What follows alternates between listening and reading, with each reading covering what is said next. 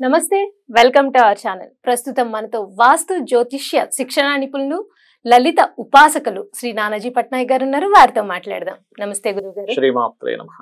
సోమవారంతో కూడిన అమావాస్య సోమావతి అమావాస్యగా దాన్ని పిలుస్తారు. సరే, సోమావతి అమావాస్య అమావాస్య అయినా పౌర్ణమి అయినా అమ్మవారి ఆరాధన చేయాలి అనేది మీరు చాలా కొంతకాలంగా చెప్తూనే ఉన్నారు. చూసి చాలా మంది చక్కగా చేసుకుని మంచి ఫలితాలు పొంది ఆనందిస్తారు. వాళ్ళందరూ చెప్తూ ఉంటారు, చెప్పారు ఇలా చేసుకున్నాము అని.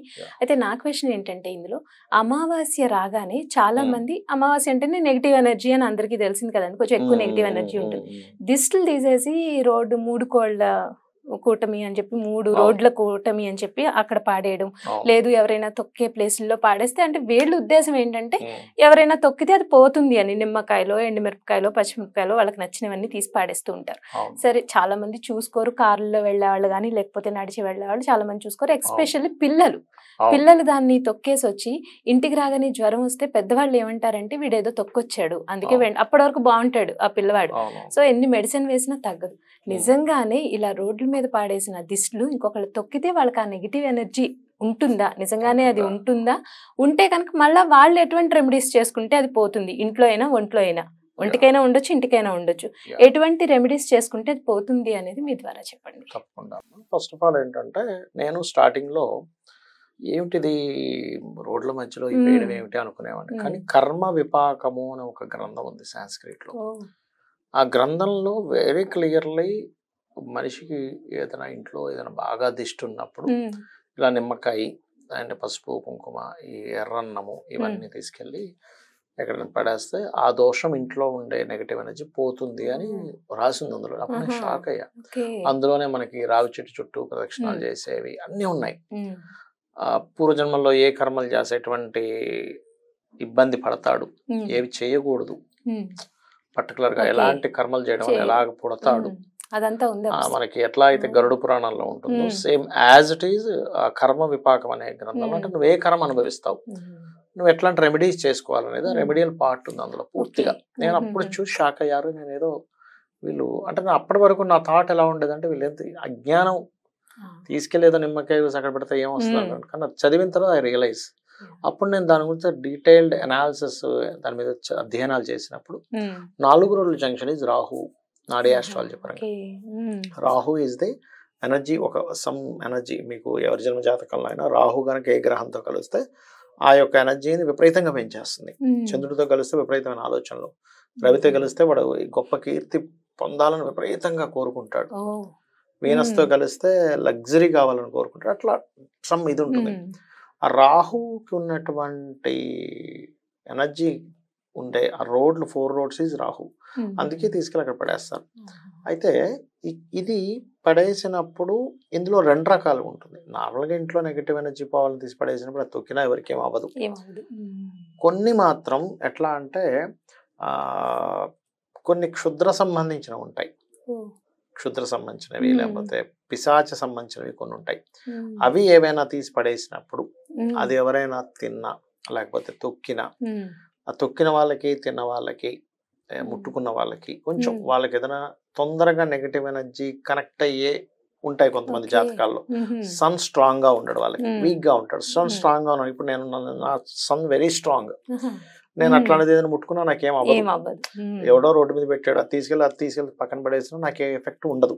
అది నాకనే కాదు, ఎవరికి సన్ స్ట్రాంగ్ గా ఉన్నా అంటే సన్ ఓన్ హౌస్ లో ఉన్నా, ఎగ్జాల్టెడ్ పొజిషన్ లో ఉన్నా, నవాంశలో ఓన్ హౌసెస్ లో ఉన్నా సన్ స్ట్రాంగ్ అంటాం. అలా కాకుండా డెబిలిటేషన్ లో ఉండి పాపగ్రహాలతో కూడినప్పుడు సన్ ఈజ్ వీక్, అంటే ఆత్మకారకుడు వీక్ గా ఉన్నాడు. ఎప్పుడైతే ఆత్మకారకుడు వీక్ అయ్యాడో వాళ్ళకి తొందరగా ఎఫెక్ట్ వస్తుంది. అలాంటి వాళ్ళు తొక్కకూడదు. అంటే వాళ్ళకి తెలుసో తెలియదు, ఎందుకు స్ట్రాంగ్ ఉందో వీక్ ఉందో తెలియదు తొక్కడం అంటారు. తొక్కుతూ ఉంటారు. దానికి ఏమిటి పరిహారము అంటే సింపుల్, దానికి ఓ పెద్ద పరిహారం ఏమక్కర్లేదు. మీరు ఇంట్లో కనుక నిత్య దేవతారాధన చేయగలిగితే ఇంట్లోకి ఎటువంటి నెగిటివ్ ఎనర్జీ రాదు. ఫస్ట్ గుర్తుపెట్టుకోండి, ఇంట్లో దీపారాధన చేయనటువంటి ఇల్లు శ్మశానంతో సమానంగా చెప్పింది శాస్త్రం. సో వెరీ కేర్ ఈ విషయంలో. రెండవది, నెక్స్ట్ మనకి రాబోయే 2024 కదా, 25 రాబోతుంది కదా, 24 నడుస్తుంది ప్రెసెంట్. 25, 26, 27, 28 ఆల్మోస్ట్ ఒక 4 to 5 years, దాదాపుగా ఒక 5 years ఇట్లాంటి నెగటివ్ ఎనర్జీస్ పెరిగేటువంటి సమయం రాబోతుంది, ఓ గుర్తుపెట్టుకోండి. మ్మ్.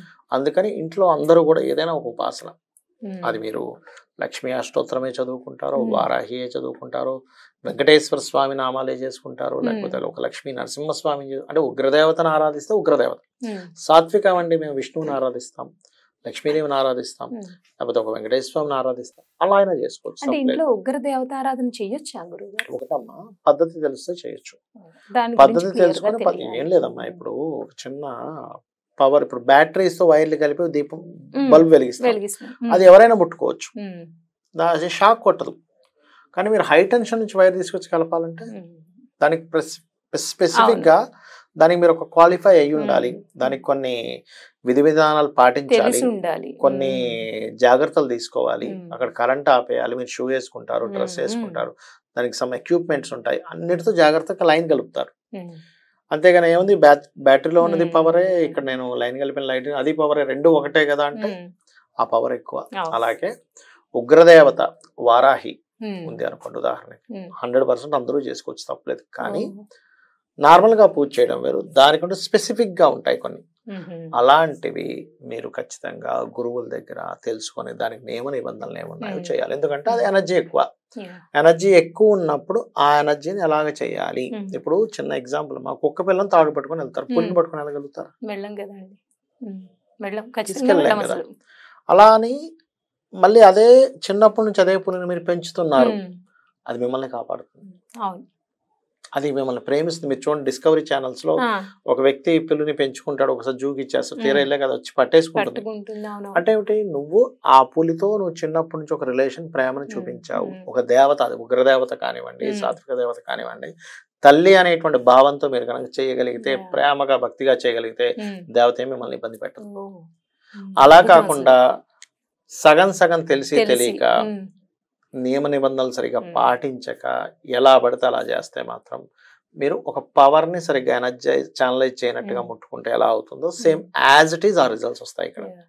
ఇది మనం ఈ కాన్సెప్ట్ అర్థం చేసుకోవాలి. మ్మ్. అక్కడ దేవత కోపము, దేవత ఏదో శత్రువు, దేవతని చేయకూడదు, చేయాలా కాదు, నీకది రావట్లేదు. మ్మ్. ఒక చిన్న పిల్లవాడు ఉన్నాడు, ఒక 14 ఏళ్ళ పిల్లవాడు, వాడికి అసలు కారే రాదు, మనం చేతికి మ్మ్. కారు ఇస్తామా? ఇవ్వం కదా అండి. మ్మ్. నువ్వు నేర్చుకో, డ్రైవింగ్ క్లాసెస్కి అవును. వెళ్ళంటాం, నేర్చుకున్నాక లైసెన్స్ మ్మ్. తెచ్చుకోమంటాం, అవును. మళ్ళీ కొన్ని రోజులు జాగ్రత్త నడపమంటాం. మ్మ్. ఆ నడిపే క్రమంలో కూడా కొన్ని తప్పిదాలు అవుతుంటాయి, అవును. వాడికి ఏదో గుద్దేస్తాం, ఇక్కడ ఏదో మ్మ్. అవుతుంది. మ్మ్. అంటే ఏమిటి, ఒక కారు నడిపే దాంట్లో నువ్వు ఇలా ఉన్నప్పుడు మ్మ్.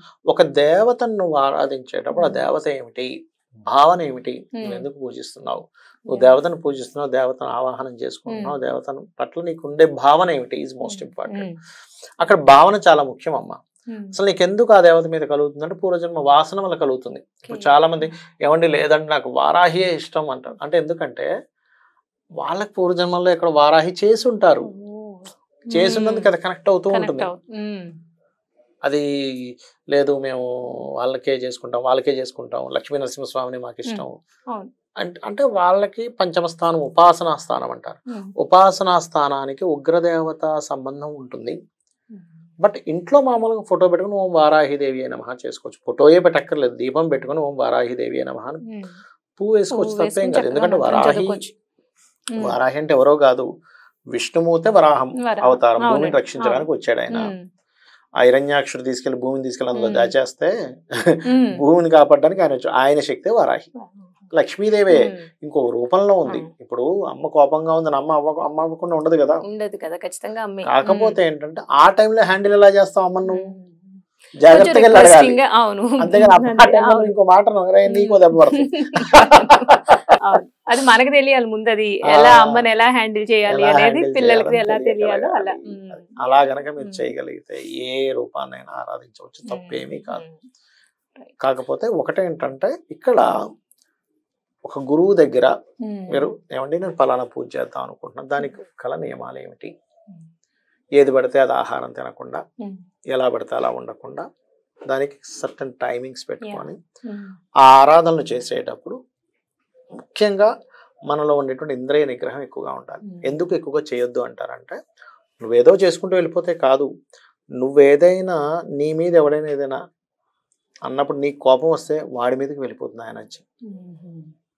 దీనివల్ల వాడికి ఆ క్షణంలో ఏదో ఇబ్బంది కలగొచ్చు, కానీ ఇది మళ్ళీ నువ్వు అనుభవించాలి. తర్వాత మనకే నువ్వు ఆ వ్యక్తి అమాయకుడై వెళ్ళిపోయి అక్కడ ఏదో జరిగింది అంటే నువ్వు అనుభవించాలి దాని యొక్క పర్యవసానం మళ్ళీ తర్వాత జన్మలైతే. అందుకని పరిపూర్ణమైనటువంటి జ్ఞానం కలిగినప్పుడు మాత్రమే ఉగ్రదేవతల జోలికి వెళ్ళాలి అంటారు. ఒక ఉగ్రదేవత మంత్రం ఇవ్వాలన్న గురువులు కొన్ని సంవత్సరాల పాటు వాళ్ళ దగ్గర పనులు చేయించుకొని వీడికి ఇవ్వచ్చు అన్నప్పుడు ఇచ్చేవారు. ఇప్పుడు జ్యోతిషాస్త్రం ఉందనుకోండి, ఈజీగా చెప్పేవారు కాదు. వీడికి చెప్పొచ్చా చెప్పకూడదా, 1 సంవత్సరం 2 సంవత్సరాలు టెస్ట్ చేసి కొంత విషయాన్ని చెప్పి కొంత తెలుసుకోగానే ఆ వ్యక్తి అద్భుతం అనుకోగానే వెంటనే అక్కడికి ఆపేస్తాడు గురువు. చాలే ఇంత చాలే మళ్ళీ చూద్దాంలే అంటాడు. సాధన విషయంలో కూడా అంతే. పూర్వం గురుకులంలో అలాగే ఉండేదని అలాగే ఉండేది. మీరు చెప్పినట్టుగా ఏ అమ్మవారి ఆరాధన అయినా చెయ్యొచ్చు, దాని విధి విధానాలు తెలియాలి. ఖచ్చితంగా అందరినీ ఆరాధించవచ్చు. దీని గురించి చాలా చక్కగా వివరించారు గురుగారు. ధన్యవాదాలు. శ్రీమాత్రే నమః.